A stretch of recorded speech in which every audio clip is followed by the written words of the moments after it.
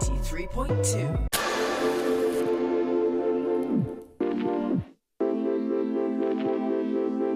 I saw the whole tricky thing. When that whole thing came up, I wasn't even in Bristol at that time, so we didn't have a Ross Barnett show that week because I was out of the country. Yeah, but yeah, I saw like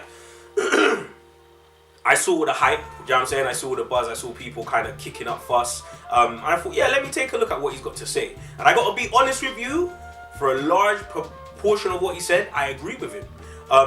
As far as there not being no scene, I try to relate a lot of things to, for me, common sense. Money, who's eating, who's not eating. And I'm not saying that like I'm watching nobody else, but when I look at like the scene, right, me personally, for you to be a full-time musician, that to me means you're making a living from music, yeah? You're paying your mortgage from music, you're paying your rent, whatever your responsibilities are, you're paying for those things, yeah?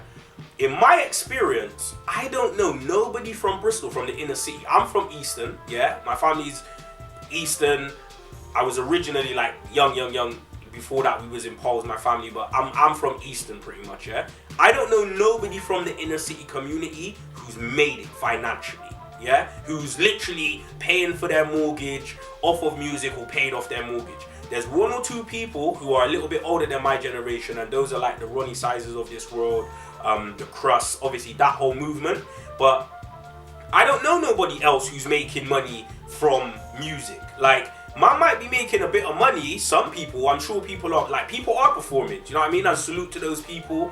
And that's good. But in a way, like what Tricky said is his perspective. Like, most people ain't making a living out of it. Not from what I see.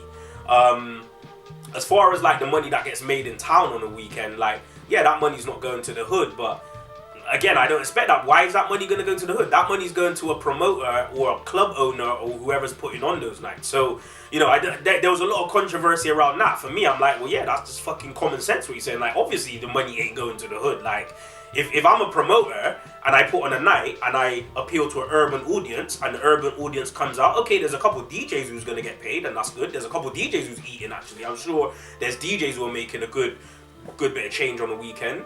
But do you know what I mean? I didn't really feel why that was so controversial what he said. I felt like he was just honest.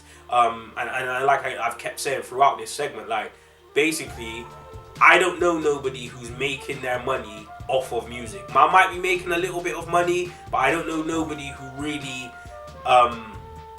is established and it's like, yeah, my full-time thing is making music. From hip hop. I was gonna, yeah? Because I gotta say, a couple of notables, yeah, and I don't even know man business like that, but a couple of people who I definitely wanna tip my hat to. I wanna say big up to Bugsy from the grind scene. Bugsy as a man who's performed, and I've seen Bugsy at nightclubs outside of Bristol, hundreds of miles away, and Bugsy's been performing, and that's like a thing where I've just bumped into him. So big up to Bugsy. I'm sure he's doing his thing. Big up to Dub Chasm, yeah, Strider and Digi. Them man there, I'm pretty sure Strider at least is doing his thing full time. But when it comes to hip hop, I don't really know. I do want to say though, big up to Crazy and Word Life, because one of the things it looks to me like Word Life did was it gave people who are talented rappers and that like a platform to actually get on and be in town and be performing. Do you know what I'm saying?